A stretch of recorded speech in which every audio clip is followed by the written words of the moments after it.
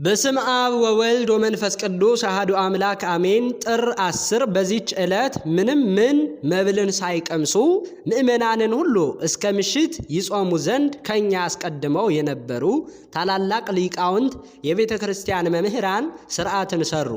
በምሸትም ቢሆን በታላቁ ጾም ከሚበላው በቀር ጥሉላትን እንደማይቀምሱ በዚህች ዕለት ምእመናን እስከ ምሽት እንዲጾሙት ያዘዙበት ምክንያቱ ይህ ነው።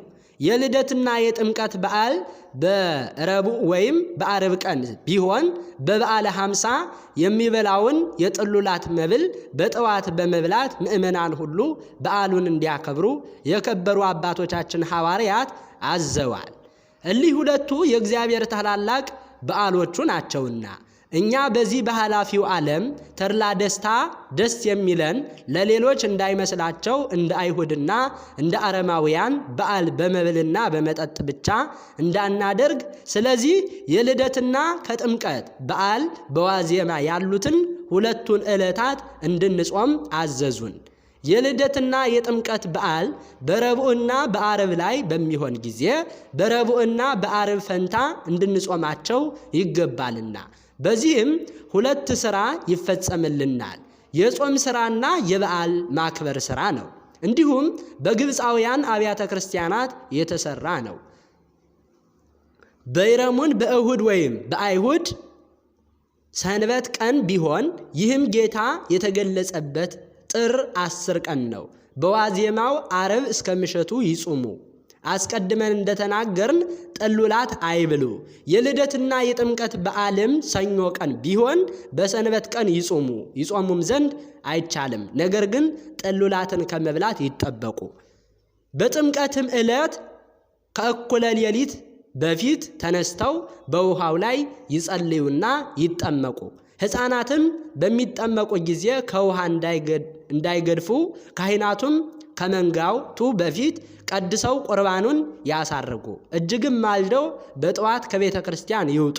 በከበረ ሥርዓታቸው ጌቶቻችን ሐዋርያት እንዳዘዙ። የመለካውያን ወገኖች ግን የልደትና የጥምቀት ዋዜማ በቅዳሜ ቀን ወይም በእሁድ ቀን ቢሆን በ3 ሰዓት ይቀድሳሉ። ከወደዱም የተባረከ ኅብስት ተመግበው ውሃ ይጠጣሉ። ከዚያ በኋላ ካህናቱ ከቤተ ክርስቲያን ውስጥ ሆነው በየሰዓቱ በመጸለይ ለበዓሉ የሚገባውን የነቢያትን ትንቢቶች ያነባሉ። በዚያም ቀን በምሽት ይኸውም ጥር 10 ነው፣ በውሃው ላይ ይጸልያሉ። ይህም አባቶቻችን ሐዋርያት እንዳዘዙት አልሆነም። እርሳቸውም የኤጲፋንያን በዓል እንደሚያከብሩ አዘዋል። ይኸውም መድኃኒታችን የተገለጠበት ካኑን በሚባል በሮም 2ኛ ወር በ7 ወይም ጥር 11 ቀን ነው። መለካውያን ግን የከበሩ አባቶች የቤተ ክርስቲያን መምህራን ያዘዙትን ይተላለፋሉ። በልደትና በጥምቀት በዓል ዓርብና ረቡዕ ቢሆን አስቀድመው በእርሱ ፈንታ ሳይጾሙ በጠዋት ተነስተው ይበላሉና እኛንም ከበደላችን ያነጻን ዘንድ በዮርዳኖስም ወንዝ እንደገለጸ የጌትነቱ ክብር በልቦናችን ይገለጥልን ዘንድ የክብር ባለቤት የሆነ ጌታችንን ኢየሱስ ክርስቶስን እንለምነው። ጌትነት፣ ክብር፣ ስግደት ለእርሱ ይገባልና ከቸር አባቱ ጋር ይቅር ባይ ከሆነ ከመንፈስ ቅዱስም ጋር ዛሬም ዘወትርም ለዘላለሙ አሜን። አባ ታውብንስጦስ ዘሲሐት። በዚህችም ዕለት አባ ታውብንስጦስ አረፈ። ይህም ቅዱስ ከታናሽነቱ ጀምሮ አባ ታኡና በሚባል በሮሜ ሊቀ ጳጳሳት ቤት አደገ። እርሱም የምንኩስናን ልብስ አለበሰው። መንፈሳዊ ዕውቀትንና ኃይል እንደተሰጠው አይቶ ከእስክንድርያ አገር ውጭ ስሙ ጤናድሬራን በሚባል ቦታ ኤጲስቆጶስነት ሾሞ የገዳም አበምኔት አደረገው። በእርሱ ስር ያሉት መነኮሳትም 700 ናቸው። ከዚያ በኋላ ከእነርሱ ጋር ላሉ መነኮሳት አለቃ የሆነ ኤጲስቆጶስ ታውብንጦስ ከከሃዲ ንጉሥ ዲዮቅልጥያኖስ ስለሆነው ሁከት በሰማ ጊዜ ሸሽቶ ወደ ደብረ ሲሐት ገዳም ሂዶ እግዚአብሔርን ከምትፈራ በአንዲት ድንግል ዘንድ ተቀመጠ። በእርሷ ቤትም ብዙ ዘመናት ኖረ። በመጀመሪያ ወደ እርሷ በገባ ጊዜ ግን ንጉሡን ስለ መፍራት ጣዖትን ስታመልክ አገኛትና የክብር ባለቤት ጌታችን ክርስቶስን ወደ ማመን መለሳት። በዚያም ተርኑጥና መርኑስ ወደሚባሉት ገዳማት ሄደ። የአብያተ ክርስቲያናትን ወሬ ይሰማ ዘንድ ፈልጎ በጾም በጸሎት ሌሊትም በመትጋት እያገለገለ በአንዲት ገዳም ውስጥ 2-3 ቀን ተሰውሮ ያድር ነበረ። የመንፈስ ቅዱስም ጸጋ በላዩ እንዳደረ እግዚአብሔርም በእጆቹ ድንቆች ተአምራትን እንዳደረገ ከወንበዴዎችና ከአመፀኞች ብዙዎቹን መነኮሳትን አድርጎ ለክርስቶስ ወደ መገዛት እስከመለሳቸው ድረስ መነኮሳቱ ሁሉም መሰከሩለት። ከዚያ በኋላ ፈጽሞ ባረጀ ጊዜ የሚሞትበትን ቀን አወቀ።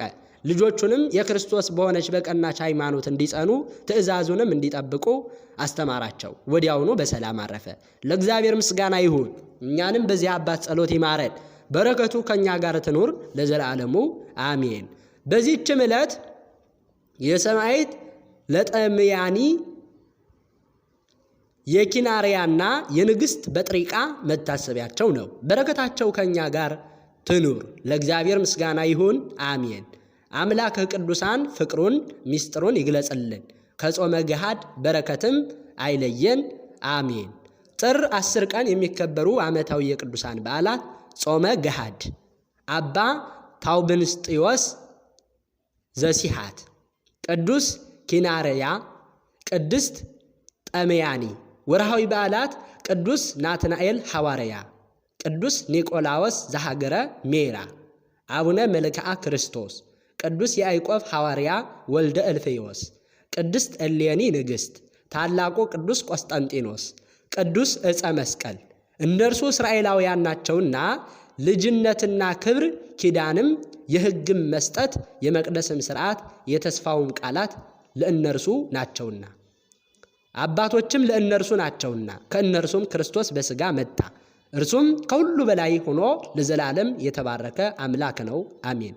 ዘአቅረብኩ ማሕሌተ አዘኪሬ አእላፈ እምእለ ተጸምዱከ ዘልፈ ለእለ ያነብብ ተወከፍ ሰንዴቴ መጽሐፈ እንተ ረሰይከ እግዚኦ ጸሪቀ መበለት ወቁፈ እምእለ አብኡ ብኡላን ዘተርፈ ነቢያት ቅዱሳን ሰባኪያን ሰማዕታት ጻድቃን መላእክት ትጉሃን ደናግል አዲዮ መነኮሳት ሄራን ባርኮ ጉባኤ ዛቲ መካን እስከ አረጋዊ ልሂቅ ወምንዑስ ሕፃን ለዘ ጻሐፈው በክርታስ ወለዘ አጻሐፎን ዘይደርስ ለዘ አንበቦ ወለዘ ተርጎሞ በልሳን ሐዲስ ወለዘ ሰምዐ ቃሎ በዝነ መንፈስ በጸሎተ እሙ ማርያም አራቂተ ኩሉ እምባይስ ህቡረ ይመሐረነ ኢየሱስ ክርስቶስ አሜን። ይማረን።